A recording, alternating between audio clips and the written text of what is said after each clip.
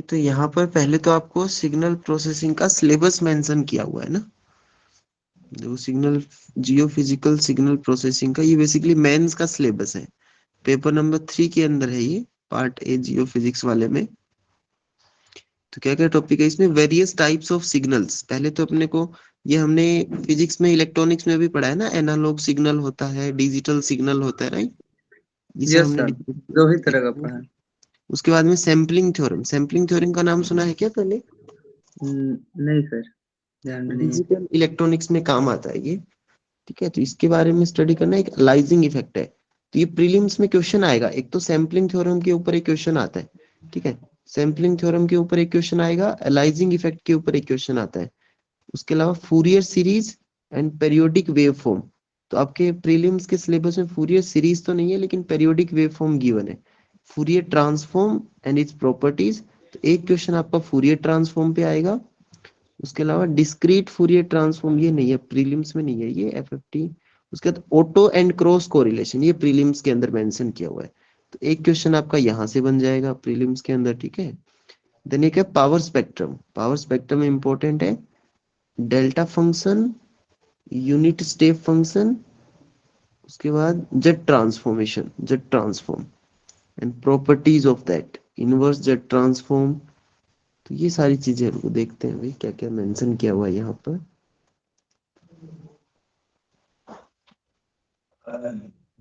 तो पहले स्टार्टिंग से करें क्या, या फिर पहले कन्वोल्यूशन हाँ ठीक है। Sir sure.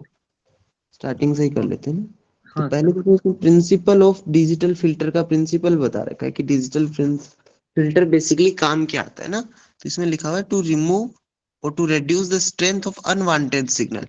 जैसे हमने कोई प्रोसेस किया, वहां से हमें आउटपुट मिला, आउटपुट में जो सिग्नल मिला अपने को, आउटपुट में जो सिग्नल मिलेगा उसके अंदर कुछ अनवांटेड नॉइज होगी, कुछ सिग्नल के अंदर अनवांटेड नॉइज होगी। उस नॉइज को फिल्टर करने के लिए हम क्या यूज करते हैं, डिजिटल फिल्टर यूज करेंगे। तो बेसिकली टू रिमूव और to reduce the strength of unwanted signal, unwanted signal में नॉइज भी हो सकता है, और हमें सिग्नल की क्वालिटी को इम्प्रूव करना है। तो उसके लिए हमें सिग्नल फिल्टरिंग की रिक्वायरमेंट होती है। In signal processing the function of the filter is to remove the unwanted part of the signal, such as random noise जो आएगी उसको रिमूव करना है, एक्सट्रैक्ट यूजफुल पार्ट। कोई सिग्नल है, उस सिग्नल में से जो अपने यूजफुल इंफॉर्मेशन है, सिर्फ वो इंफॉर्मेशन निकाल लो, अनवांटेड सिग्नल्स को छोड़ दो। तो ये जो प्रोसेस है उसको हम किसी फिल्टर के थ्रू करेंगे। Component lying with in a certain frequency range. तो जो अपना वांटेड सिग्नल है वो किसी पर्टिकुलर फ्रीक्वेंसी रेंज में होगा, उस फ्रीक्वेंसी से पहले वाली फ्रीक्वेंसी, उस फ्रीक्वेंसी के बाद वाली जो फ्रीक्वेंसी, वो सब अनवांटेड नॉइज है। तो उसको अपने को ब्रेकआउट करना है, और जो एक पर्टिकुलर फ्रीक्वेंसी रेंज है वो हमें चाहिए। तो ये काम अपना फिल्टर करेगा। कौन से फिल्टर के नाम सुने आपने, for example low pass filter, high pass filter, band pass हाँ सर, फिल्टर। हाँ, तीनों तरह के सुने हैं। राइट, लो 4 पास, टाइप हाई के पास और बैंड पास। लो बैंड पास में पास। हम लोग ये सर, लो पास में हम लोग इंडक्टर यूज करते हैं। हाई पास में हम लोग मतलब कि कैपेसिटर पैरेलल में ये कर देते हैं। और बैंड पास में सर दोनों। इसके अलावा एक होता है बैंड रिजेक्ट फिल्टर, इसका भी नाम सुना है क्या आपने। ध्यान में नहीं है सर इसके बारे में। अच्छा, बैंड पास फिल्टर का मतलब बता सकते हो क्या, पहले तो लो पास फिल्टर का मीनिंग बताओ क्या होता है। सर वो लो पास फिल्टर में होता है कि मतलब कि लो फ्रीक्वेंसी सिग्नल्स को जाने देगा, हाई पास में हाई फ्रीक्वेंसी सिग्नल्स को जाने देगा, और बैंड पास में शायद इन बिटवीन वाले को जाने देगा, जो ओके, कि हम लोग ऐसे इंडक्टर ही, कैपेसिटर के थ्रू हाँ, करते हैं ऐसे ही आप बताओ इंडिकेटिवली। Band reject filter. एक नाम से आइडिया लग रहा है कि एक पर्टिकुलर बैंड होगा उसको रिजेक्ट कर देगा, एक पर्टिकुलर अच्छा। फ्रीक्वेंसी रीजन को तो रिजेक्ट कर देगा, और बाकी उससे पहले का और उसके बाद का जो सिग्नल होगा उसको जाने देगा। ओके, तो अपने पास ये रहेंगे, 4 टाइप के रहेंगे, बैंड पास फिल्टर भी रहेगा उसमें। ठीक है?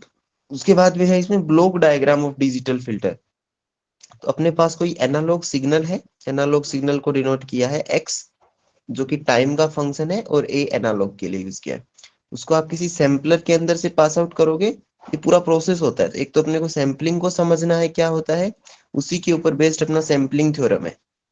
ठीक है, तो वहां से क्वेश्चन बनेगा, सैम्पलिंग थ्योरम की अभी बात करेंगे देखो। उसके बाद में क्वांटाइजर इफेक्ट होता है, क्वांटाइजर की बात करेंगे। उसके बाद में यहाँ पे डिजिटल फिल्टर यूज करेंगे, उसके बाद अपने को आउटपुट मिलेगा। ठीक है। फिर देखो सबसे पहला काम है सैंपलिंग करेंगे। Sample are used for connecting continuous time signal into a discrete time signal. जो कंटिन्यूअस टाइम सिग्नल है उसको डिस्क्रीट टाइम सिग्नल में कन्वर्ट करना है by taking samples of the continuous time signal at a discrete time interval. Basically क्या कर रहे हैं देखो यहाँ पे डायग्राम बनाते हैं इसका। फॉर एग्जाम्पल के लिए आपके पास एक सिग्नल है। फॉर एग्जाम्पल क्या समझो, ऐसा कोई सिग्नल है आपके पास, तो बताओ ये कंटिन्यूअस सिग्नल है या फिर डिसकंटिन्यूअस है? कंटिन्यूअस है सर। कंटिन्यूअस विद सिग्नल इन, है। हाँ, विद इन फ्रीक्वेंसी रेंज आपका जो जहां से जहां तक जा रहा है। और उसके अलावा ये एनालॉग सिग्नल है, ठीक है, ये कैसा एनालॉग है। फिर आपने क्या किया, एक इसको कुछ ब्रेक कर लिया सिग्नल को।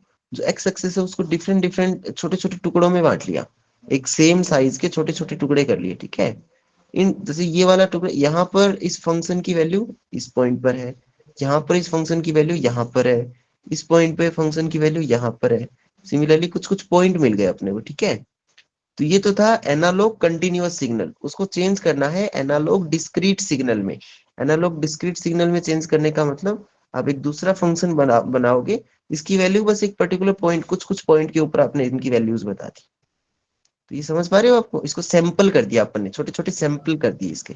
हाँ सर, समझ रहे हैं। Getting my point? तो ये तो सैंपलिंग हो गया। तो सबसे पहले सैंपल किया अपन ने। सैंपल क्या काम आ रहा है, connecting the continuous time signal था उसको अपन ने डिस्क्रीट टाइम सिग्नल में कन्वर्ट कर दिया by taking samples of the continuous time signal at discrete time instant.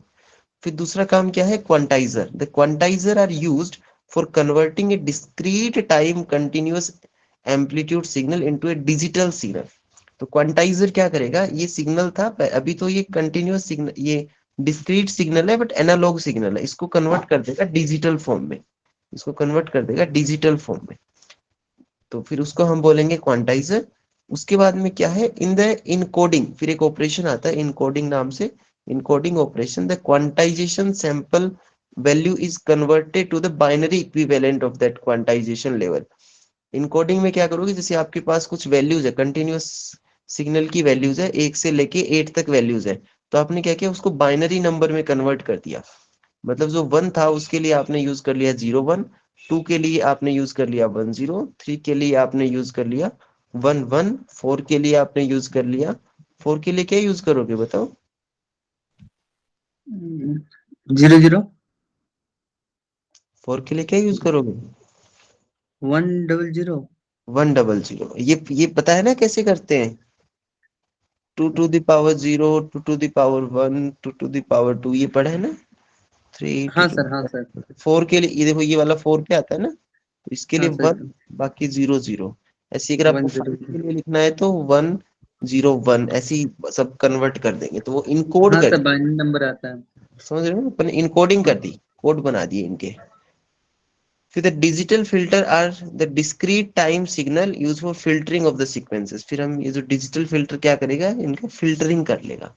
फिर देखो इसके अंदर क्या दिया हुआ है, तो ये एक क्वेश्चन बनता है एग्जाम के अंदर, जब आप मेंस का पेपर दोगे तो ऐसा क्वेश्चन बन सकता है कि what is the digital filter, principle बताओ डिजिटल फिल्टर का।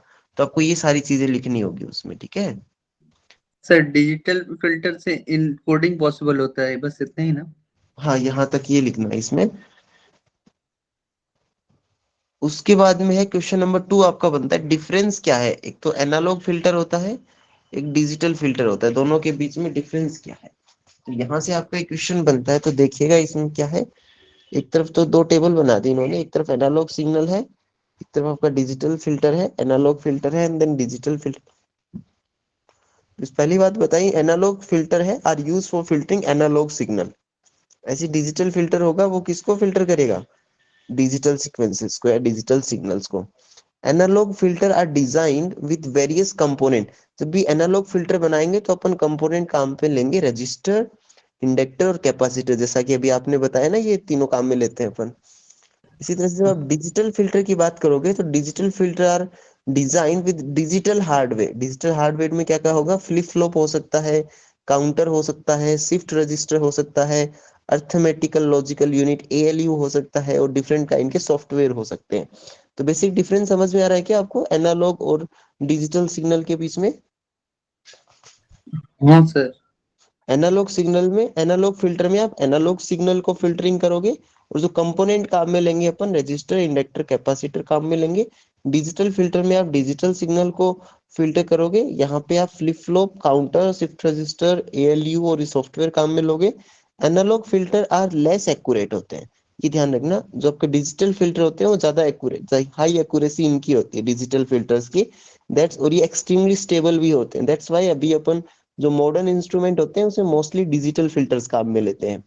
उसके बाद जो एनालॉग फिल्टर है वो लेस फ्लेक्सिबल होता है, ये ज्यादा फ्लेक्सिबल होता है। As software program and control program can be easily modified. ऐसे समझो कि आपने एक एनालॉग फिल्टर बना लिया, आपने एक एनालॉग फिल्टर बना लिया किसी पर्टिकुलर फ्रीक्वेंसी F1 पे काम करने के लिए। आप चाहते हो कि वही एनालॉग सिग्नल किसी दूसरी फ्रीक्वेंसी पे काम करे, तो आपको क्या करना पड़ेगा, जो एनालॉग सिग्नल का जो रजिस्टर है उसको चेंज करना पड़ेगा, उसका इंडक्टर चेंज करना पड़ेगा, उसका कैपेसिटर चेंज करना पड़ेगा, राइट। उसका रेजिस्टेंस चेंज करना पड़ेगा, कैपेसिटर और ये सब चेंज करना पड़ेगा। Are you getting my point? तो हाँ सर। थोड़ा सा कम्बरसम हो जाएगा ये तरीका।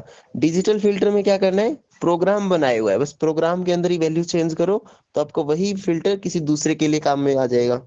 तो सॉफ्टवेयर है यहाँ पर, तो प्रोग्रामिंग करना इजी है, तो ये मोस्ट फ्लेक्सिबल है, ये वाला लेस फ्लेक्सिबल है। उसके अलावा इन्होंने दिया है an analog filter can only be changed by re redesigning the filter circuit. अगर आपको एनालॉग सिग्नल को चेंज करना है ना, F1 पे काम कर रहा है, उसको दूसरी फ्रीक्वेंसी F2 पे काम करवाना है, तो आपको क्या करना पड़ेगा, पूरे के पूरे सर्किट को रीडिजाइन करना पड़ेगा। ओके, इस लेकिन डिजिटल फिल्टर में क्या करना है, सिर्फ और सिर्फ प्रोग्राम चेंज करना है। ये कुछ कुछ वो है एनालॉग और डिजिटल फिल्टर के बीच में डिफरेंसेस है, ये आपसे पूछ लिया जाता है एग्जाम में। उसके बाद इन्होंने दिया है non recursive and finite impulse response, FIR। ये थोड़ा सा एडवांस टॉपिक है, इसको हम बाद में डिस्कस करेंगे, ये प्रीलिम्स के लिए इतना इंपॉर्टेंट नहीं है। IRR ये भी इतना काम नहीं आएगा अभी।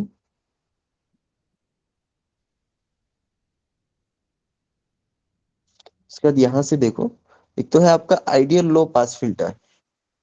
तो अभी आपने बताया लो पास फिल्टर क्या करेगा, लो फ्रीक्वेंसी कंपोनेंट को तो पास होने देगा, और जो हाई हायर को अवॉइड कर कंपोनेंट देगा। उसको रिजेक्ट कर देगा, राइट। तो एक पर्टिकुलर फ्रीक्वेंसी तक तो जाने देगा, उसके बाद उसको रिजेक्ट कर देगा। The frequency response of the low pass filter, ऐसा बोल सकते हैं ना, एक पर्टिकुलर फ्रीक्वेंसी है, अगर उससे कम फ्रीक्वेंसी, अगर कोई कम फ्रीक्वेंसी है तो उसको तो पास आउट होने देगा, उसका मतलब उसके लिए तो रेस्पॉन्स 1 होगा। अगर उससे ज्यादा फ्रीक्वेंसी है, एफ अगर ग्रेटर देन एफ ही है, इन दैट केस वो 0 रेस्पॉन्स देगा। तो ये इसका आप सर्किट बना सकते हो, डायग्राम बना सकते हो यहाँ पर। एफ ई जो है, जो एफ ई जिसको हम बोलते हैं कट ऑफ फ्रीक्वेंसी, इसका impulse response of this filter, impulse response बोला इसको, HLM। वो कैसे निकालोगे, -FE से लेके +FE तक काम कर रहा है, ये -FE से लेके +FE तक काम कर रहा है, और एक्सपोनेंशियल J2M πf, ये वो उसका वो कर दिया इन्होंने, फूरियर ट्रांसफॉर्म ले लिया बेसिकली। ठीक है, फूरियर ट्रांसफॉर्म के थ्रू निकाला है। तो ये बेसिकली आपको ये ध्यान रखना है, ये फॉर्मूला ध्यान रखना है कि लो पास फिल्टर के लिए जो आपका इम्पल्स रेस्पॉन्स होता है वो साइन की टर्म्स में होता है। यहाँ पे दिया हुआ है कि देखो, अगर लो फ्रीक्वेंसी है, एक पर्टिकुलर फ्रीक्वेंसी से 0 फ्रीक्वेंसी से लेके एक पर्टिकुलर फ्रीक्वेंसी तक तो पास होने देगा, और उसके बाद कट आउट कर देगा। ठीक है, तो ये देख लेना, ये फ्रीक्वेंसी डोमेन में डायग्राम बनाया है इन्होंने। हाँ सर, ये पढ़े हैं हम लोग, हाई पास लो पास पे कुछ दिन पहले ये भी किए ओके हैं ओके, प्रैक्टिकल। MSc में किए होंगे ना। हाँ, हाँ सर।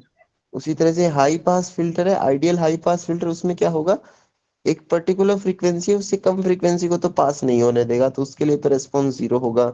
उससे ज्यादा फ्रीक्वेंसी है तो उसके लिए रेस्पॉन्स 1 होगा, तो उससे ज्यादा फ्रीक्वेंसी को वो जाने देगा।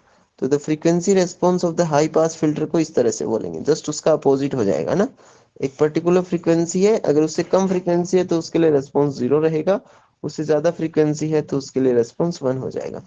ये जो एफ ई है इसको हम कट ऑफ फ्रीक्वेंसी बोल सकते हैं। और अभी हम बात करेंगे, जो सैम्पलिंग थ्योरम की बात करेंगे तो उसमें आएगा, उसमें हम बात करेंगे इसकी। फिर देखो इसमें क्या है, इसी तरह से इम्पल्स रेस्पॉन्स है फिल्टर का, वो हम कैसे निकालेंगे, इज ऑब्टेन्ड बाय, तो ये वही फूरियर ट्रांसफॉर्म वाला को सिस्टम यूज में लेंगे, तो यहाँ पे ये गिवन है। ये थोड़ा सा डेरिवेशन टाइप है, ये आप देख लीजिएगा।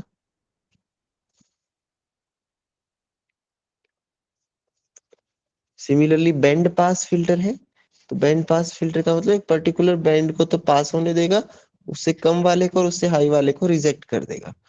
तो यहाँ तो अगर बैंड पास फिल्टर है तो उसमें एक तो लो फ्रीक्वेंसी होगा और एक उसमें high high frequency, high cut off frequency और लो कट ऑफ फ्रीक्वेंसी होगा। तो ये कंसेप्ट ध्यान में रखना है आपको यहाँ पे कि इसका वही फिर इसने इम्पल्स रिस्पॉन्स निकाल दिया यहाँ पे, है ना। उसके बाद देखो क्या है इसमें टाइम डोमेन विंडोज क्या है, ये अभी तो इतना प्रीलिम्स के लिए इम्पोर्टेंट नहीं होने वाला है। हेमिंग विंडो दिया हुआ है कुछ, अपवर्ड कंटिन्यूएशन और डाउनवर्ड कंटिन्यूएशन, ये दो चीजें हैं, ये आपका ग्रेविटी मेथड में काम आता है। पढ़े हो क्या ग्रेविटी मेथड, पढ़े हो क्या अराबली? हाँ सर पढ़े थे, तो उसमें ये वो आप लेक्चर पढ़ाए थे। उसमें नाम आया था क्या ये अपवर्ड कंटिन्यूएशन और डाउनवर्ड कंटिन्यूएशन का? हाँ सर लग रहा है। तो कुछ आइडिया है क्या होता है? Any idea about upward and downward continuation? Precise idea नहीं है सर। प्रिसाइज आइडिया नहीं, देखो यहाँ पे लिखा हुआ है, इससे आप समझ सकते हो इसको। जैसे बोला अपवर्ड कंटिन्यूएशन क्या होता है, the transformation of the potential, या तो ग्रेविटी पोटेंशियल या मैग्नेटिक पोटेंशियल डाटा, उसका ट्रांसफॉर्मेशन करना है डाटा का, कहाँ पर ट्रांसफॉर्म करना है, measured on one surface to some higher surface. आपने क्या किया, एक जैसे मानो ये अर्थ का सरफेस है, यहाँ पे आपने मैग्नेटिक डाटा को मेजर किया, आप चाहते हो कि एक उसी के ऊपर एक पहाड़ है, उसके ऊपर आप मैग्नेटिक डाटा को मेजर करना चाहते हो, यहाँ पर आप मेजर कर चुके हो। तो दो तरीके हैं, या तो यहाँ पर वापस ग्रेविमीटर ले जाके मेजर करो, या फिर इसी डाटा को यूज करके कुछ आप टेक्निक यूज करो कि यहाँ का आपको मैग्नेटिक या फिर ग्रेविटेशनल पोटेंशियल पता चल जाए। तो बेसिकली ट्रांसफॉर्मेशन करना है पोटेंशियल का, ग्रेविटी या फिर मैग्नेटिक पोटेंशियल डाटा का, जो कि आपने मेजर कर लिया एक सरफेस पे, उससे किसी हायर सरफेस के ऊपर ट्रांसफॉर्मेशन करना, इसको बोलते हैं अपवार्ड कंटिन्यूएशन। समझ में आया क्या? Yes sir. इसी तरह से डाउनवर्ड कंटिन्यूएशन में क्या होगा, एक सरफेस पे आपने पता कर लिया कि उससे किसी लेस सरफेस पे आपको पता करना है, लेस हाइट पे, उस केस में आप डाउनवर्ड कंटिन्यूएशन में काम में लोगे। इंपॉर्टेंट चीज ये है कि जो अपवर्ड और डाउनवर्ड कंटिन्यूएशन होते हैं वो एक तरीके से फिल्टर ऑपरेशन होता है। तो इसी वजह से अपन इसमें सिग्नल प्रोसेसिंग वाले में इसको स्टडी करें। Upward continuation is a filter operation that tend to smooth the original data by attenuation of the short wavelength anomaly relative to their longer wavelength counterpart.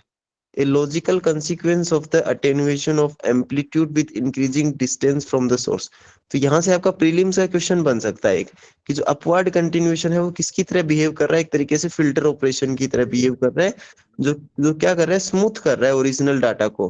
कैसे स्मूथ कर रहा है, by attenuation of the short wavelength anomaly, जो short wavelength की जो एनामोली है उसको तो अटेन्युएट कर देगा, लॉन्ग वेवलेंथ एनामोली को जाने देगा। ओके, तो ये एक चीज ध्यान रख लेना। उसके अलावा देखो अपवर्ड कंटिन्यूएशन फिल्टर की तरह बिहेव कर रहा है, तो ये एक चीज हो गई अपनी।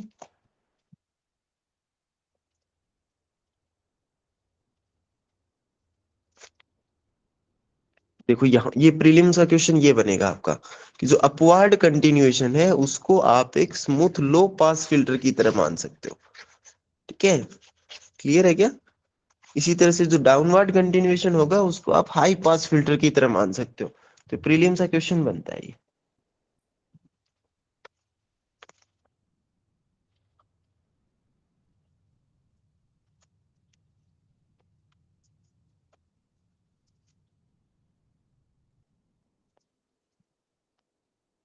फिर देखो इसके अंदर क्या डाउनवर्ड कंटिन्यूएशन है, डाउनवर्ड कंटिन्यूएशन क्या है, एक रिस्की वर्क है थोड़ा, ये तो आपको उसके लिए है। प्रीलिम्स के लिए ये ध्यान रखना है आपको कि जो डाउनवर्ड कंटिन्यूएशन है that will work as an वो high pass filter. High pass filter. Okay, उसके अलावा और ये ना वो तो था, जो अपवर्ड कंटिन्यूएशन जो था वो एक स्मूथिंग ऑपरेशन था। अपवर्ड की जो कंटिन्यूएशन हमने पढ़ा वो एक तरीके से स्मूथिंग ऑपरेशन है, और ये जो डाउनवर्ड है ना, ये जो डाउनवर्ड कंटिन्यूएशन है वो एक तरीके से अनस्मूथिंग ऑपरेशन है। ये और ध्यान रखना है इसके अंदर। Sir smoothing operation non smoothing operation मतलब कि हम मतलब जो डेटा ले रहे हैं उससे ज्यादा स्मूथ डेटा लाना चाह रहे हैं, दैट्स इट, और जो डेटा ले रहे हैं उसको कम स्मूथ लाना चाह रहा है, ऐसा कुछ है। हाँ हाँ, वैसा ही कुछ मान सकते हो उसको ना। एग्जैक्ट आइडिया तो मुझे भी नहीं है इसका, बट हाँ ऐसा कुछ आप मान सकते हो उसको। ओके, उसके बाद देखो इसमें क्या है।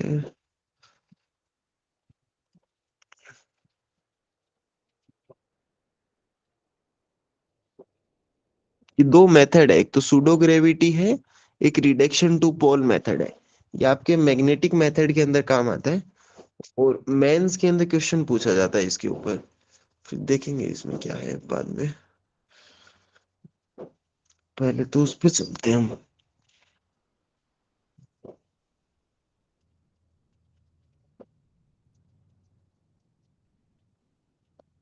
पीडीएफ पूरी मेंस के लिए है इम्पोर्टेंट। ओके,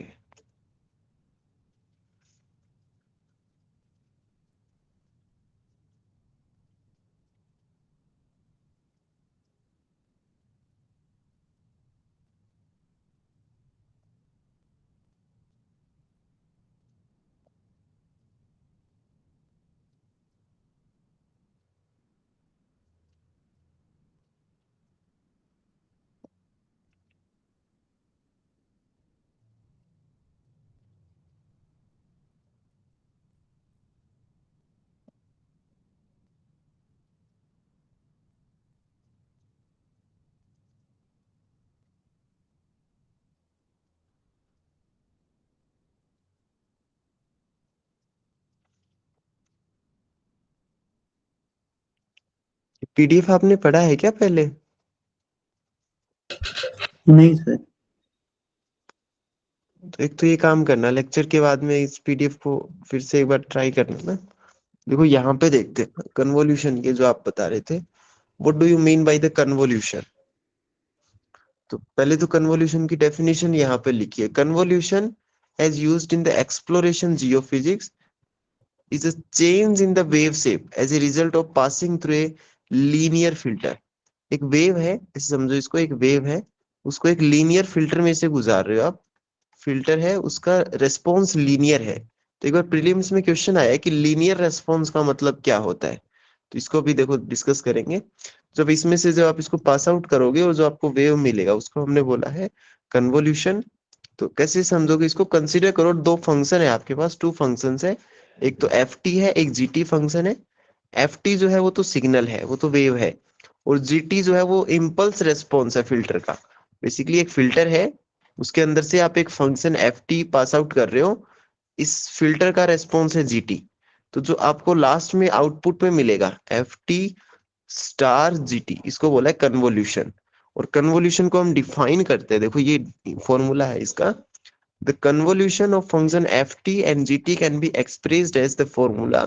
जो ft और gt इन दोनों का कन्वोल्यूशन को स्टार से शो करेंगे, इनका जो रिजल्टेंट आएगा उसको अपन ने ht बोला है, और उसको कैसे शो करते हैं, ये फॉर्मूला है, ये इंपॉर्टेंट है। तो ये प्रीलिम्स का एक तो सिंपल सा क्वेश्चन बनता है कि दो फंक्शन का कन्वोल्यूशन का फॉर्मूला बताना है। तो फॉर्मूला ध्यान रखना, माइनस इंफिनिटी से प्लस इंफिनिटी। पहला फंक्शन दूसरे फंक्शन को टाइम के रेस्पेक्ट में थोड़ा सा शिफ्ट कर दिया, टाइम के रेस्पेक्ट में थोड़ा सा शिफ्ट कर दिया। जैसे फंक्शन था जी टी, तो उसको कर दिया G T minus tau, time के रेस्पेक्ट में थोड़ा शिफ्ट कर दिया, और फिर उसका इंटीग्रेशन किया है। तो एक तो ये फॉर्मूला है, ये फॉर्मूला क्लियर है क्या आपको इसका, कन्वोल्यूशन का? देखो ये तो आपको याद हाँ रखना सर। पड़ेगा। ठीक है, अब है कि एक तो इस तरह का क्वेश्चन पूछ सकता है प्रीलिम्स में डायरेक्ट, की कन्वोल्यूशन का फॉर्मूला बताओ।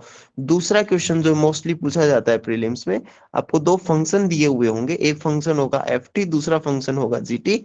ये वैल्यू आपको गिवन होगी, आपसे पूछेगा दोनों फंक्शन का कन्वोल्यूशन बताओ क्या होगा, F T star G T क्या होगा। तो उसका प्रोसेस है, ये प्रोसेस देखो क्या है, यहाँ पे दिया हुआ है आपको। तो पहले तो ऐसे शो कर सकते हो F T star G T, right. तो ये कैसे निकालोगे, तो एक फंक्शन है एफ टी, उसको लिख लो यहाँ पे। एक टेबल बनानी है आपको, एक तरफ तो एफ लिख लो, एफ में जो जो वैल्यूज है उसको लिख लो, वन वन वन, ये वन वन वन यहाँ पे आ गया, ये टू टू टू यहाँ पर आ गया। उसके बाद जो दूसरा फंक्शन है उसको लिख लो फोर टू वन।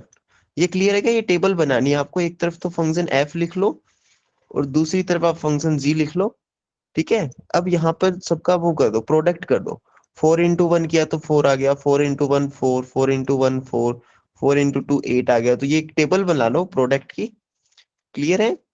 यहाँ तक क्लियर है क्या बताओ? दोनों हाँ फंक्शन लिख सर, दो। ये क्रॉस प्रोडक्ट कर रहे हैं, मतलब कि ट्रायंगुलरली प्रोडक्ट कर दे रहे हैं, समझ में आ रहा है सर। कर दिया, उसके बाद क्या करना?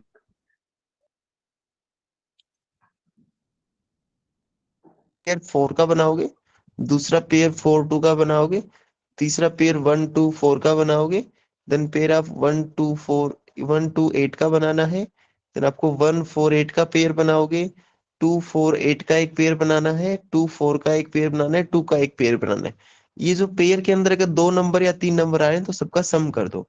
तो 4 यहाँ पर आ गया, 4 प्लस 2 किया तो 6 आ गया, 4 प्लस 2 प्लस 1 किया तो 7 आ गया, 8 प्लस 2 प्लस 1 किया तो 11 आ गया, 8 4 1 करोगे तो 13 आ जाएगा, 8 4 2 करोगे तो 14 आ गया, 4 2 करोगे तो 6 आ गया और 2 आ गया।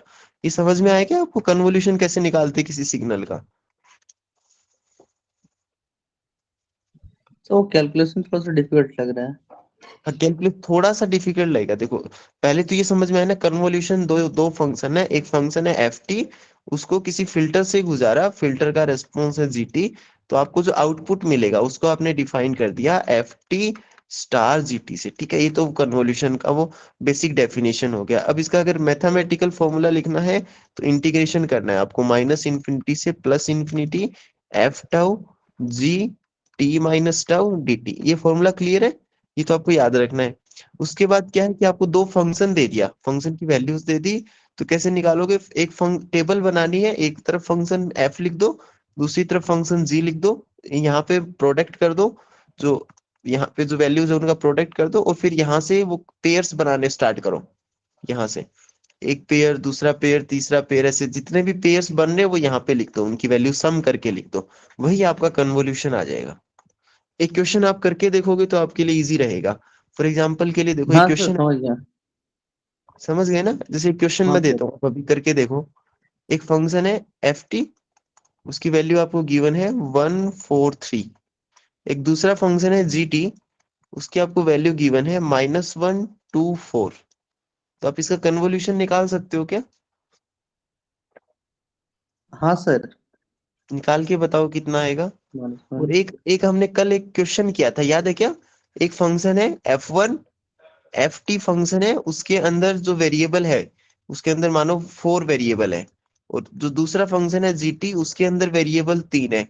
तो आपसे पूछा कि जो कन्वोल्यूशन के बाद जो आउटपुट मिलेगा उसके अंदर कितना वेरिएबल होगा? याद है ऐसा क्वेश्चन किया था हमने कल? हाँ सर, इस तरह क्वेश्चन किए थे हम लोग, 6 होगा। तो उसका एक फॉर्मूला था, याद है क्या? M M plus plus N minus one. n-1, तो 4 + 3 - 1 कितना हो गया? 6 हो गया। यहीं पर वापस देखो, इसी फॉर्म, ये जो अभी हमने क्वेश्चन किया उसमें देखो, f के अंदर कितने वेरिएबल है? 1 2 3 4 5 6, 6 वेरिएबल है, और gt के अंदर 3 वेरिएबल है। तो इसका जो कन्वोल्यूशन आएगा उसमें कितने वेरिएबल होने चाहिए? हाँ, चार तीन, तीन है और इधर तीन है। 6 5 आना चाहिए। एम प्लस एन माइनस ये वन। ऊपर वाला क्वेश्चन की बात कर रहा हूँ जो भी हमने सोल्व किया, एफ टी जी टी। अच्छा, F T G T, F का मान है यहाँ पे 3 6 6 और 6 3 9, 8 आएगा सर। 8 आना चाहिए। देखो यहाँ पे कन्वोल्यूशन निकाला इन्होंने, 1 2 3 4 5 6 7 8, 8 नंबर आ रहे हैं ना? हाँ सर। इसी तरह से जो ये क्वेश्चन अभी मैंने लिखा उसके अंदर क्या कितने वैल्यूज आएगी?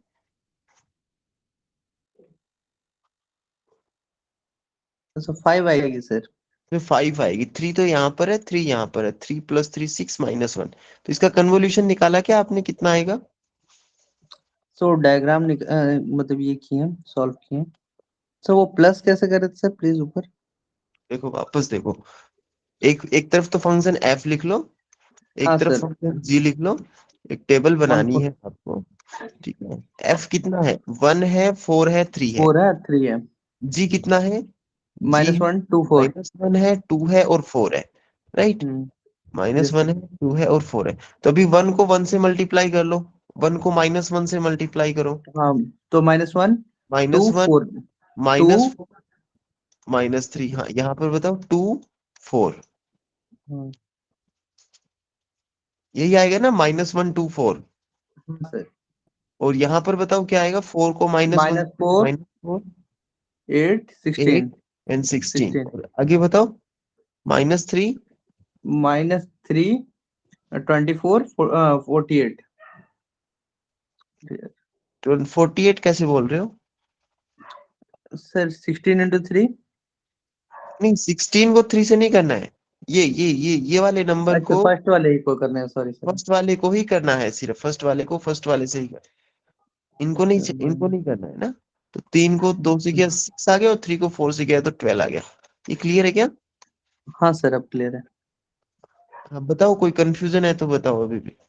नहीं नहीं अब कंफ्यूजन नहीं है, बस इसको ऐड करना है अब नीचे। ऐड करना है, यहाँ से ऐड करो, -1 को अलग करो, -4 2 को अलग करो, -3 8 4 को अलग करो, 6 16 को अलग करो, 12 को अलग करो।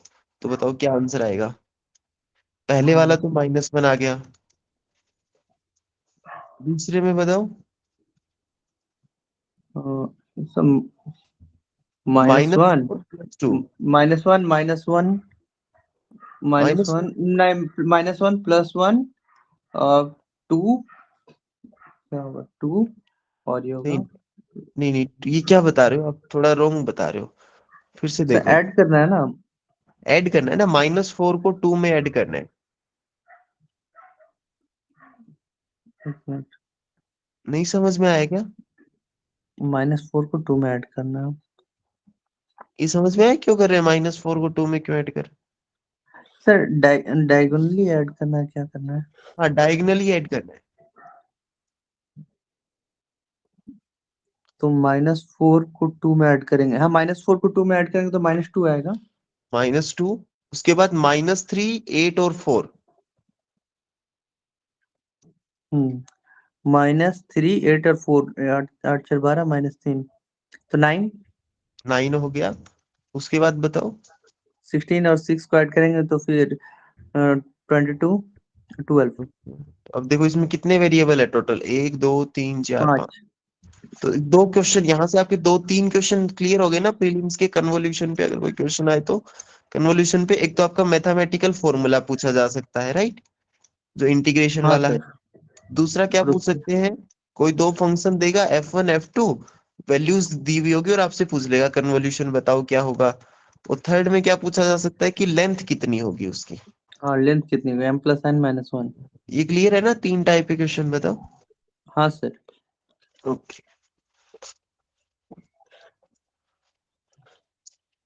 फिर देखो ये आपको एक और क्वेश्चन दिया हुआ है, क्वेश्चन नंबर 32 दिया हुआ है। ये हो गया, ऊपर वाला तो हो गया ना। फिर देखो एक क्वेश्चन दिया हुआ है, कन्वोल्यूशन निकालना है आपको दो टाइम सिग्नल का। एक टाइम सिग्नल दिया हुआ है, दूसरा टाइम सिग्नल। तो ये कर लो, ये कर सकते हो ना क्वेश्चन।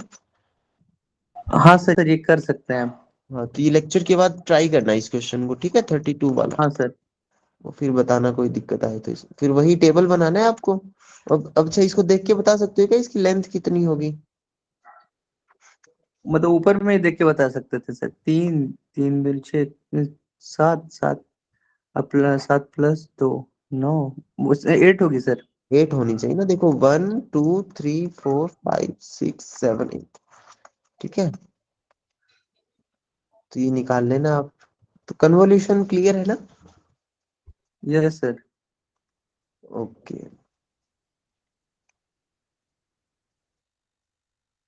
उसके बाद देखो एक क्वेश्चन है, what do you mean bye auto correlation. ठीक है, अब ऑटो कोरिलेशन को समझते हैं। देखो यहाँ पे डेफिनेशन लिखा हुआ है आपका ऑटो कोरिलेशन का।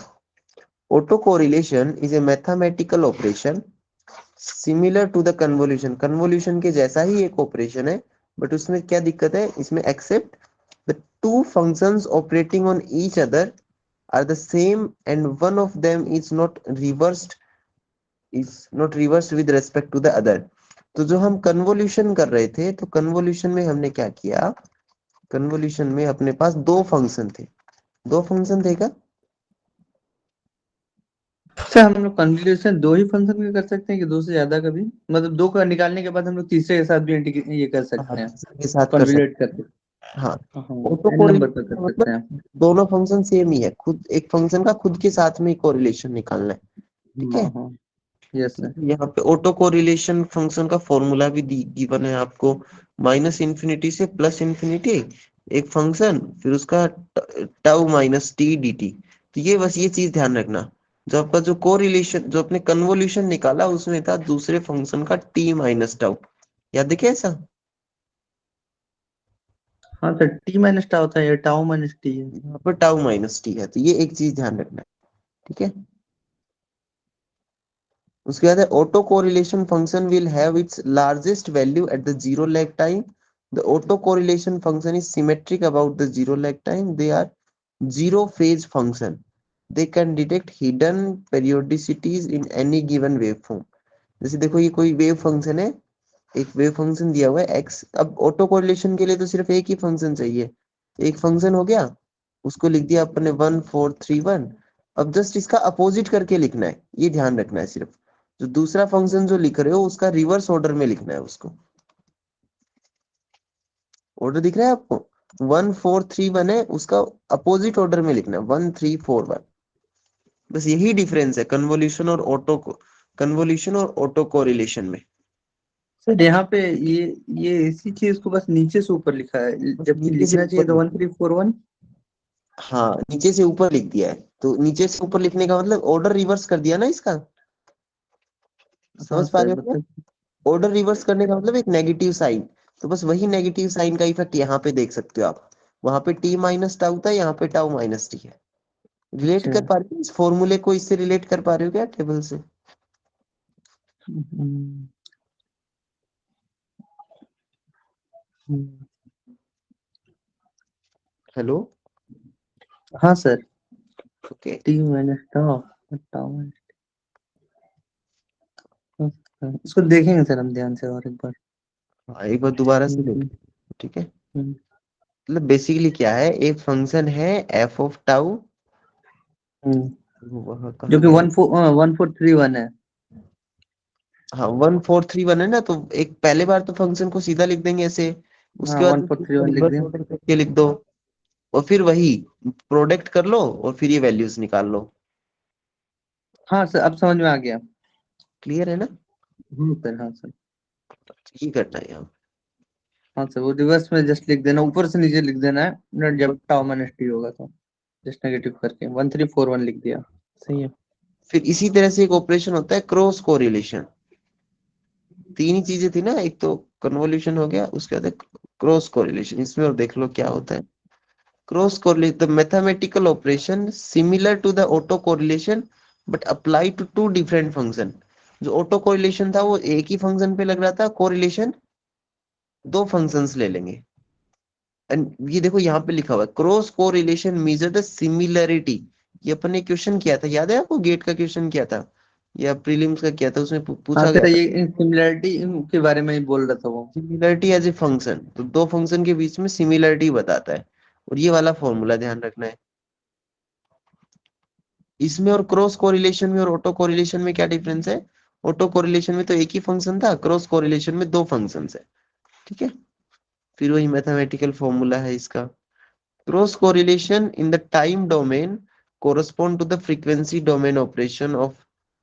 ये इंपॉर्टेंट है, इस पे प्रीलिम्स का क्वेश्चन बनता है, इसको ध्यान से समझो, देखो क्या लिखा हुआ है। Cross correlation in the time domain, तो टाइम डोमेन के अंदर क्रॉस कोरिलेशन, तो टाइम डोमेन के मतलब एक फंक्शन है f1t और दूसरा फंक्शन है f1t, एक फंक्शन है ft, दूसरा फंक्शन है gt। इनका आप निकाल रहे हो क्रॉस कोरिलेशन, कौन से? Time domain. टाइम डोमेन का मतलब ब्रैकेट में टाइम है, तो वो किसके कोरस्पॉन्डिंग होगा? वो इक्वल्स टू होगा, corresponds to the frequency domain operation. Frequency domain के अंदर ऑपरेशन करना है G omega of multiplying the amplitude spectra and subtracting the phase spectra. तो इनका एम्पलीट्यूड स्पेक्ट्रा है उसको तो मल्टीप्लाई कर दो, और इनका जो फेज स्पेक्ट्रा है, फेज स्पेक्ट्रा मतलब जे ओमेगा, ऐसे लिखो जे ओमेगा एफ माइनस जी। ये समझ में आ रहा है क्या आपको? ये आई थिंक नहीं आया होगा समझ में ना, हाँ सर। कंफ्यूजिंग लगा क्या थोड़ा? ओके, इस पे जब क्वेश्चन करोगे ना तो ज्यादा मतलब कहने का मतलब ये है कि टाइम डोमेन में दो फंक्शन का जो क्रॉस कोरिलेशन है वो इक्वल होता है। फ्रीक्वेंसी डोमेन में जो दोनों एम्पलीट्यूड है दोनों फंक्शंस का उनको तो मल्टीप्लाई कर दो और उनके फेज को माइनस कर दो, उनके फेज को घटा दो, सब्ट्रैक्ट कर दो। अच्छा। चलो इसको वापस से समझेंगे ना। देखो पहले ये देखो, एक फंक्शन है एक्स टी, दूसरा फंक्शन है वाई टी। तो फंक्शन दिया हुआ है, वाई टी फंक्शन दिया हुआ है, उसका आपको निकालना है क्रॉस कोरिलेशन। सिंपल सा काम करना है, एक फंक्शन यहाँ लिख दो टेबल में, 1 3/4 1/2, 1 3/4 1/2, फिर अब 1 1/2 -1। तो इसका जस्ट अपोजिट ऑर्डर लिख दो, 1 1/2 -1, और फिर उनका वही निकाल लो, ये वाला वैल्यू, ये अब वाला, ये वाला वैल्यू। बताओ समझ में आ रहा है क्या? हाँ सर, ये कर लेंगे। तीन चीजें हो गई, देखो ये खाली जगह इसीलिए दी है समझाने के लिए। देखो तीन चीजें हो गई। सबसे पहली चीज आप ध्यान रखो, कन्वोल्यूशन। एक तो हमने पढ़ा कन्वोल्यूशन, एक हमने क्या पढ़ा? क्रॉस कन्वोल्यूशन, एक ऑटो मिनट कन्वोल्यूशन, कीजिएगा, चार्जिंग ऑटो रख। Correlation and cross correlation.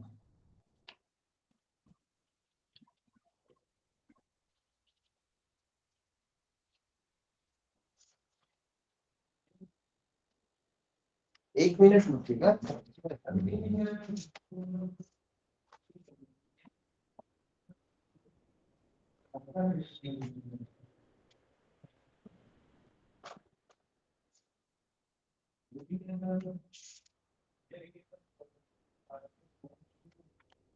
हाँ अब बताइए, एक तो हमने देखा कन्वोल्यूशन, एक ऑटो हमने देखा, कोरिलेशन और पहले क्रॉस पहले कोरिलेशन। क्रॉस कन्वोल्यूशन देखते हैं तो ज्यादा समझ में आएगा।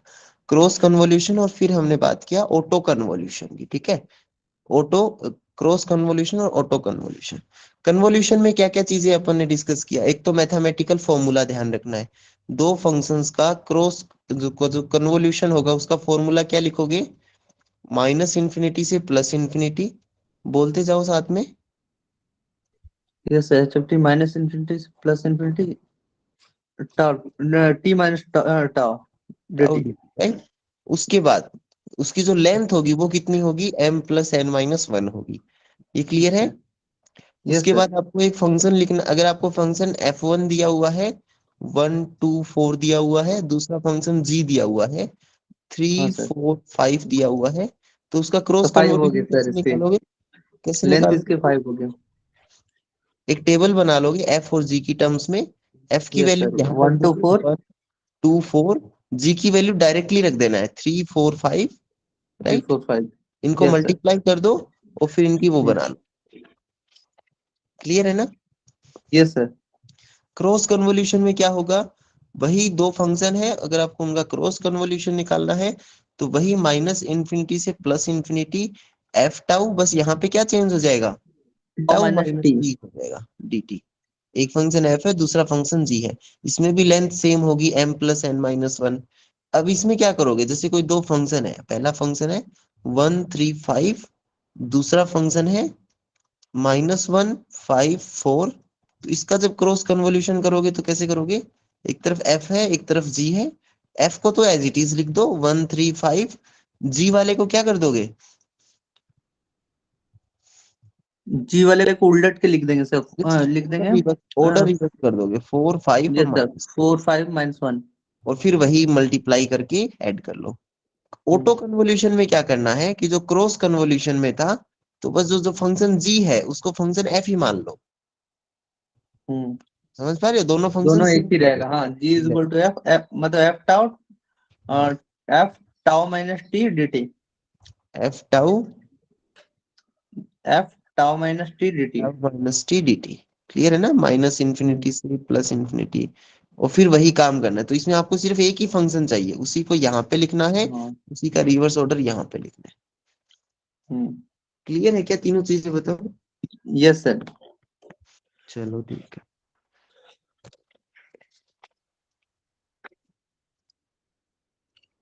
उसके बाद में एक टर्म आता है पावर स्पेक्ट्रम का, है ना। तो देखो पावर स्पेक्ट्रम क्या होता है। If we take the Fourier transform of auto correlation function, auto correlation function का जब आप फूरियर ट्रांसफॉर्म लेते हो, we get the square of the frequency spectrum of the signal. जब हम ऑटो कोरिलेशन फंक्शन का फूरियर ट्रांसफॉर्म लेंगे तो हमें स्क्वायर मिलेगा फ्रीक्वेंसी स्पेक्ट्रम का। A spectrum obtained in this way contain amplitude information। तो ये आपका प्रीलिम्स का क्वेश्चन बनेगा। But none of the phase of the various various frequency component. तो ये आपने देखा होगा ना, कल भी अपने क्वेश्चन किया था, उसमें था कि जो पावर स्पेक्ट्रम होता है वो किस क्या कंटेन करेगा, तो वो सिर्फ फूरियर एम्पलीट्यूड ट्रांसफॉर्म। कंटेन करेगा। ठीक है, पावर स्पेक्ट्रम में सिर्फ एम्पलीट्यूड होगा, उसमें फेज नहीं होगा। तो एक तो ये चीज ध्यान रखना, यहाँ पे लिखा हुआ it contains amplitude information but phase component इसमें नहीं होगा। और बेसिकली ये पावर स्पेक्ट्रम क्या होता है, ऑटो कोरिलेशन फंक्शन का फूरियर ट्रांसफॉर्म होता है। ठीक है, पावर स्पेक्ट्रम को कैसे डिफाइन करोगे, ऑटो कोरिलेशन फंक्शन जो है उसका फूरियर ट्रांसफॉर्म कर दो।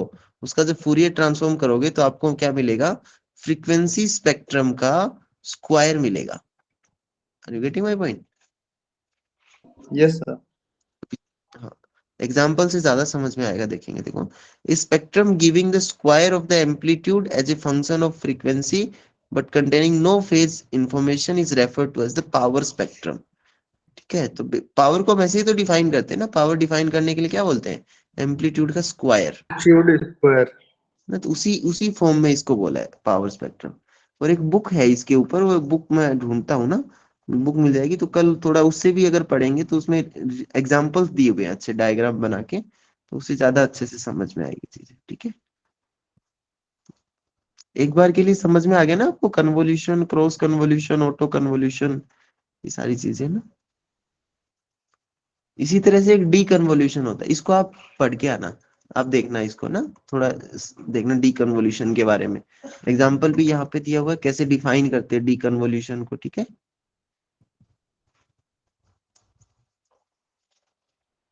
Hello Aravalli, yes sir. ये कर लोगे ना? हाँ, तो ये पीडीएफ आप पढ़ के आना घर से, इसको कल। बस ये चीजें हैं इसमें। फिर आई थिंक इसमें यस सर। सैम्पलिंग थ्योरम भी दिया हुआ है क्या, देखो।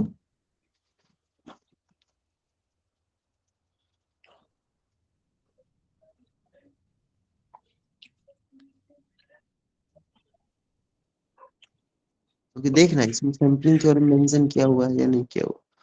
ठीक है, आई थिंक ये। और एक काम ये भी कर लेना कि प्रीवियस ईयर के जो क्वेश्चन है ना, उसमें जो ये सिग्नल प्रोसेसिंग के क्वेश्चन है उनको एक बार देखना, तो उससे आपको एक ओके आइडिया लगेगा ना किस सर। टाइप हाँ, के प्रीवियस ईयर इसी इनकी ना, क्या बोला जाए, इनका। प्रीलिम्स की। हाँ, प्रीलिम्स का देखो, दिखाता हूँ मैं आपको, एक आइडिया बताता हूँ ना। पेपर 220 वाला देखो, तो जो सिग्नल प्रोसेसिंग आपको पता है टॉपिक नंबर कौन से टॉपिक में है, ये टॉपिक नंबर 4 में है ना। अच्छा। टॉपिक नंबर, हर टॉपिक में से अप्रोक्सीमेट क्वेश्चन बनेंगे 20। तो टॉपिक नंबर 4 पे चलना है, मतलब अप्रोक्सीमेट 80 नंबर क्वेश्चन पे आपको ये मिलेगा। देखो यहाँ से मिल सकते हैं आपको ये। देखो, एक तो अलाइजिंग इफेक्ट पे क्वेश्चन आया हुआ है, अलाइजिंग इफेक्ट इसमें नहीं दिया हुआ था ना, कल देखो डिस्कस करेंगे, वह सिर्फ क्वेश्चन अलाइजिंग इफेक्ट हम लोग पढ़ देते सर, वो कम इम्पोर्टेंट लग रहा था। पढ़ा हुआ है क्या? हाँ, मतलब वहां पे था सर अलाइजिंग इफेक्ट। तो इसको कल पढ़ के आना थोड़ा है ना, क्या होता है ओके इसमें, सर। एक सिंपल सा फॉर्मूला यूज में लेते हैं अलाइजिंग इफेक्ट में। ठीक है, यस वो सर। देखना क्या। तो एक सिग्नल है जिसका फ्रीक्वेंसी स्पेक्ट्रम आपको गिवन है 0 से 5 किलोहर्ट्ज, एफ एस उसका सैम्पलिंग फ्रीक्वेंसी है। तो आपको बताना है कि अलाइजिंग इफेक्ट कब अराइज होगा, तो एक कंडीशन होती है अराइजिंग इफेक्ट के लिए ना, तो वो देखना एक तो। उसके बाद में देखो क्या, the spectrum of the signal contain minimum and maximum frequency. Minimum frequency 1 kilohertz है, मैक्सिमम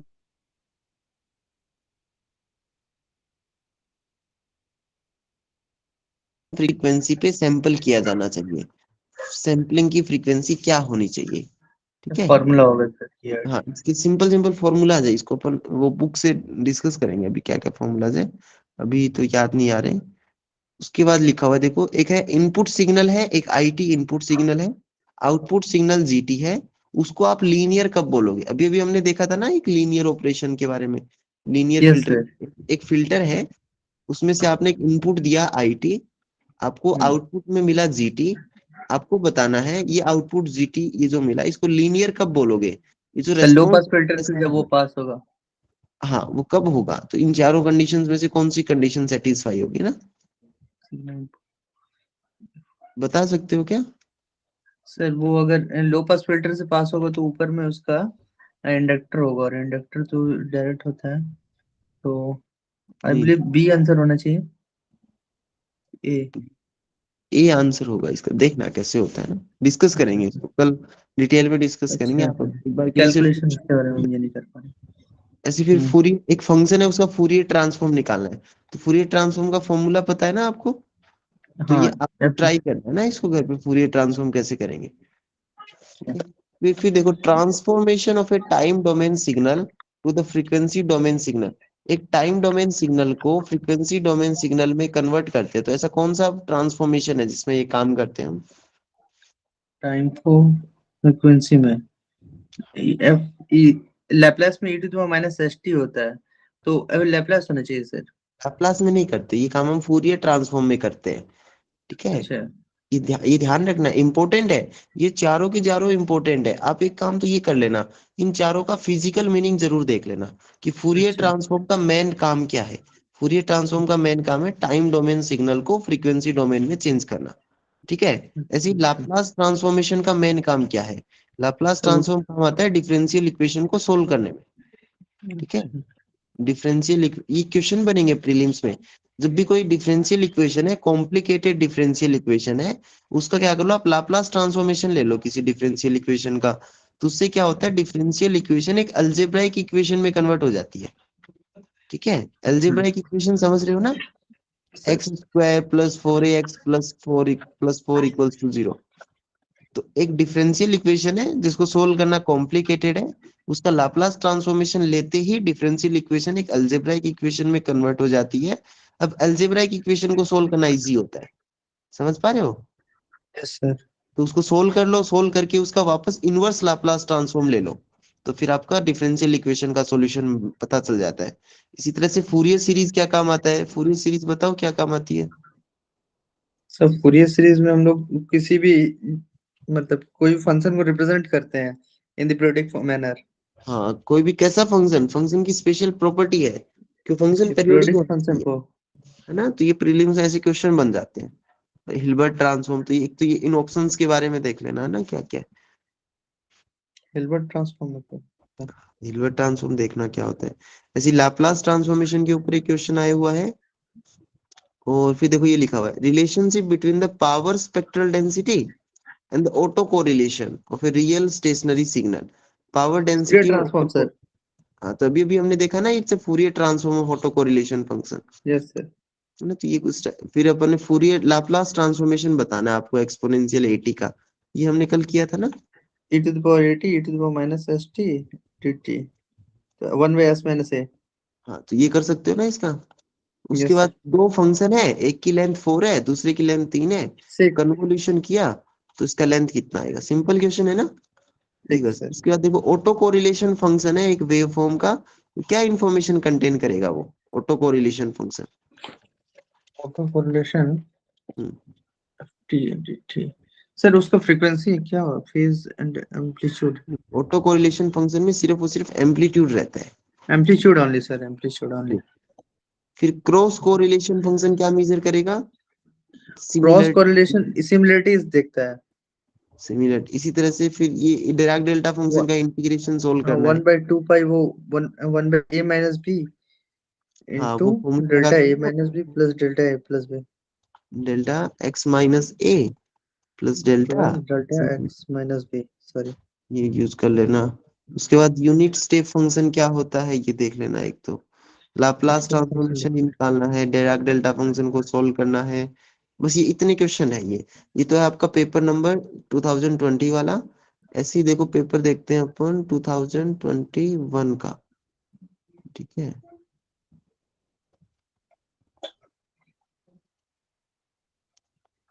तो आपको सिग्नल प्रोसेसिंग हमेशा मिलेगा यहाँ पे।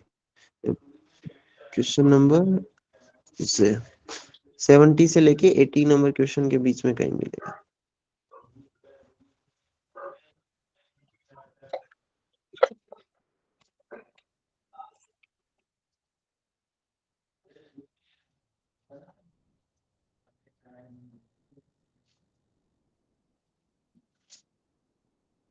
देखो यहाँ पर क्वेश्चंस दिए हुए हैं आपको।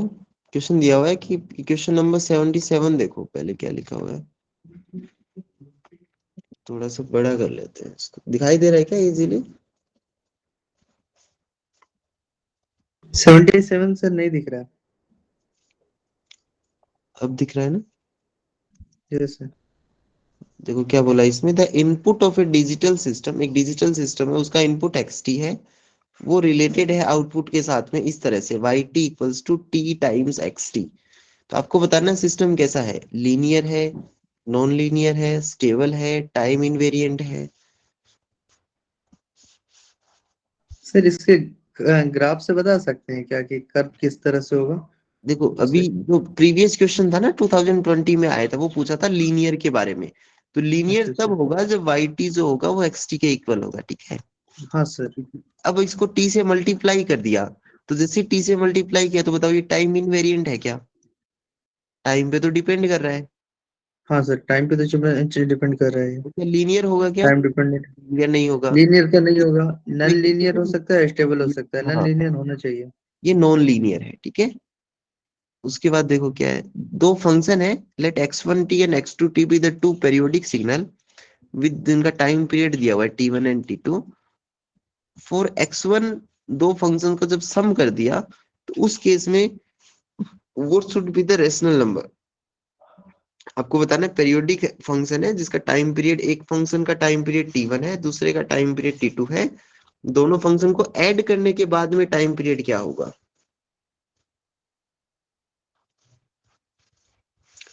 क्वेश्चन समझ में आया क्या? तो T1 प्लस T2 ही होना चाहिए ना? ये देखना पड़ेगा, थोड़ा सा कंफ्यूजिंग है। आप देखना इसका आंसर कहीं मिले तो ट्राई अच्छा करना है सर। ना। एक बार माइंड में रखो इसको, इस टाइप का क्वेश्चन पूछा जाता है। फिर देखो which one of the following application does not signify the use of Hilbert transform. ये क्वेश्चन पिछली बार तो ऑप्शंस में दिया हुआ था ना, हिल्बर्ट ट्रांसफॉर्म। इस बार क्वेश्चन पूछ लिया तो वो कहाँ गया? हिल्बर्ट ट्रांसफॉर्म जो होता है, कौन सा एप्लीकेशन नहीं है इसका हिल्बर्ट ट्रांसफॉर्म का? Automatic gain. अब ये पता नहीं ना अपने को हिल्बर्ट ट्रांसफॉर्म क्या होता है। हमको हिल्बर्ट ट्रांसफॉर्म का आइडिया नहीं है सर। पहले तो इसको थोड़ा देखना पड़ेगा, तो आप देख के आना इसको ना नेक्स्ट क्लास। ये नोट डाउन कर रहे हो क्या आप एक जगह यस पे? सर, हम स्क्रीनशॉट ले ले रहे हैं। हाँ, स्क्रीन से हिल्बर्ट ट्रांसफॉर्म देख लेना एक तो, फिर कल इसको डिस्कस करेंगे अच्छे से। मेरे को भी पढ़ना पड़ेगा, भूल गए अभी इसको। Which of the following condition make digital signal processing beneficial over analog signal processing? Digital signal processing analog से कैसे बेनिफिशियल? फ्लेक्सिबिलिटी। फ्लेक्सिबिलिटी ज्यादा है, एक्यूरेसी भी बढ़िया है इसकी, है ना। और डिजिटल में स्टोरेज भी ज्यादा होता है। अच्छा। तो इसका तीनों आंसर हो जाएगा 1 2 3। तो ये ध्यान रखिएगा। उसके बाद देखो the required condition for a signal to be. अच्छा ये आपने पढ़ा होगा ना, फूरियर सीरीज पढ़ा होगा ना। तो फूरियर सीरीज में हाँ सर, कंडीशन पीरियोडिक कंडीशन। कौन सी कंडीशन होता है? Periodic sir. नहीं, पेरियोडिसिटी की नहीं, डिरिचलेट कंडीशन होता है। Direct condition. हाँ। ये पढ़ा वो है? फिर फूरियर ट्रांसफॉर्म पीरियोडिक फंक्शन का ही होता है सर ये। हाँ तो ये ध्यान रखना है ना, डिरिचलेट कंडीशन होती है फूरियर सीरीज के लिए स्पेशल। उसके बाद है in the Fourier transform of A Gaussian function. एक गाउसियन फंक्शन का फूरियर ट्रांसफॉर्म बताना है आपको क्या होता है। तो पहले सर आई बिलीव नैरो हो जाता है सर। हाँ तो ये बताना है कि increase in the A will make the Gaussian function क्या हो जाएगा। तो पहले तो आपको इसका फूरियर ट्रांसफॉर्म बनाना पड़ेगा। जब फूरियर ट्रांसफॉर्म बनाओगे तो वहां पे ए की वैल्यू को इंक्रीज करके देखोगे क्या होगा। समझ रहे हो ना? Yes sir. तो वो एक सर रिलेशन ई है टू वो। माइनस एस टी से अगर मल्टीप्लाई करते हैं तो ई टू माइनस एस माइनस ए और T square, A T square, तो 1 वो बाई ये फूरियर एस। ट्रांसफॉर्म है ना, लाप्लास ट्रांसफॉर्म नहीं करना है इसका। ओ सॉरी सॉरी, फूरियर नहीं। फूरियर ट्रांसफॉर्म में क्या करते हो? फूरियर ट्रांसफॉर्म में तो एक्सपेंड कर देता है, I believe. Exponential alpha omega T करते हो यस सर, ठीक ना, है। ये वन करना। बाई टू पाई। ये आप लिख लो कहीं पे, ये कर कल करना इस क्वेश्चन को ना, इसका यस फूरियर सर। ट्रांसफॉर्म निकालोगे तो फूरियर ट्रांसफॉर्म में ए हाँ सर, आएगा कहीं, ठीक है। फिर ए को जब अपन इंक्रीज करेंगे तो हमें पता चलेगा उसकी शेप पे क्या फर्क पड़ रहा है ना। अच्छा। मैथमेटिकल फिजिक्स में कौन सी बुक पढ़ी है आपने? आर्फ केन की बुक पढ़ी है क्या? Yes sir. आर्फ केन की बुक पढ़ी है क्या? हाँ, आर्पगन एंड वेबर। हाँ, आर्फ केन एंड वेबर पढ़ी होगी ना, उसमें फूरियर ट्रांसफॉर्म का जो टॉपिक है उसके सेकंड पेज पे ही दिया हुआ है, एक डायग्राम बनाया हुआ है गाउसियन, इस गाउसियन फंक्शन का फूरियर ट्रांसफॉर्म किया हुआ है, देखा आपने?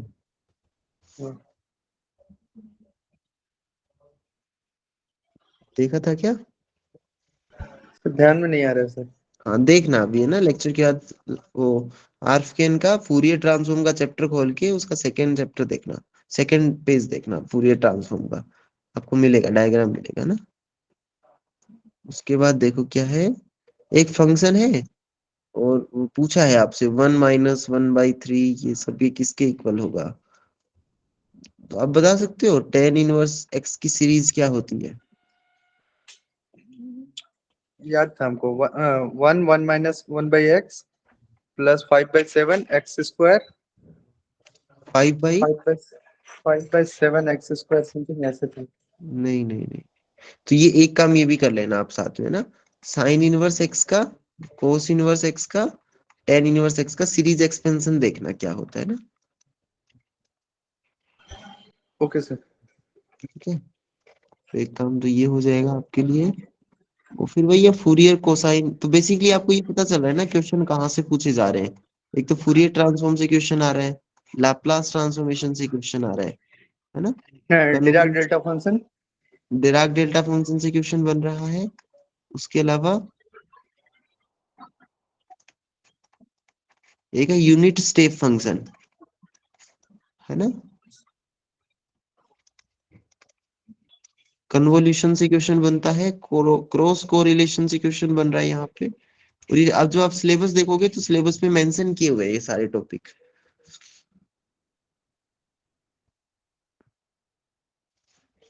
फिर ये ऑटो कोरिलेशन के बारे में पूछ रहा है, auto correlation function of a complex valued signal क्या एग्जिबिट करता है, तो इसका आंसर तो देखना पड़ेगा, अभी तो पता नहीं है, अब देखना अगर कुछ आंसर मिले तो आपको।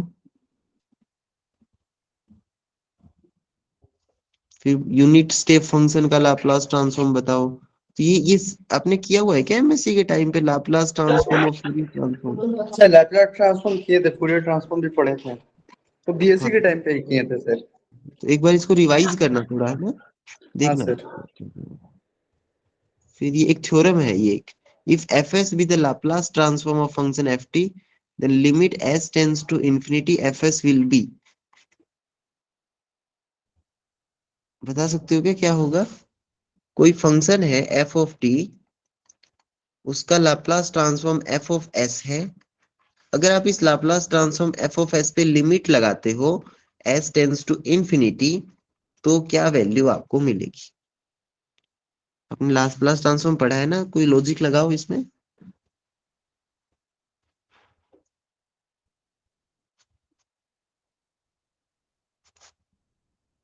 No idea. देखो कितना सिंपल क्वेश्चन है, ये कोई भी, ये ऐसा बोल रहा है ना कि कोई भी फंक्शन एफ टी उसका फूरियर ट्रांसफॉर्म एफ एस, तो आप कोई भी एग्जांपल ले लो, कोई भी फंक्शन ले लो, एफ ऑफ टी बताओ क्या फंक्शन ले, as you wish, any function बताइए। ये जनरल जनरल क्वेश्चन जो है वो जनरल केस में बात कर रहा है ना, कोई भी फंक्शन एफ टी उसका फूरियर ट्रांसफॉर्म एफ एस, तो आप कोई भी एक फंक्शन ले सकते हो, कोई फंक्शन बताओ।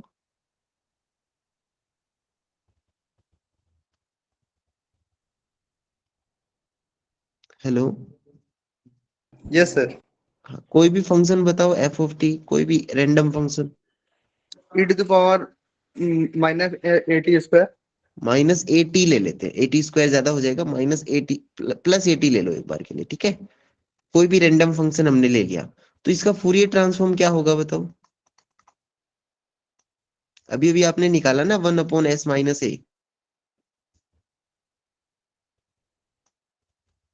यही निकाला था ना। Yes sir.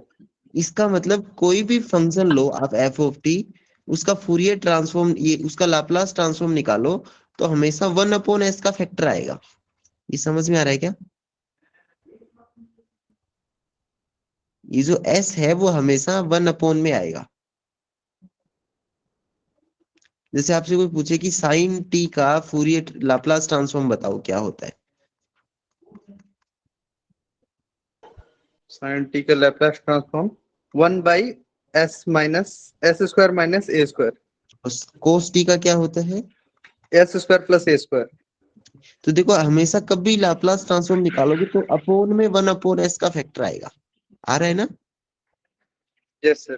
तो जब भी आप s को इन्फिनिटी पुट कर दो यहाँ पे, जैसे इन्फिनिटी पुट किया तो 1/∞ क्या हो गया?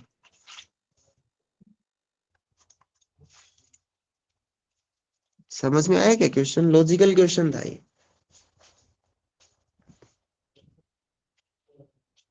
रावली बताओ समझ में आया या फिर वापस बताऊं इसको? Yes sir.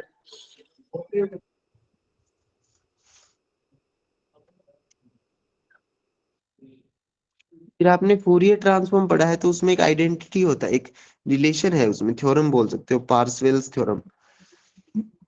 पढ़ा है क्या इसको?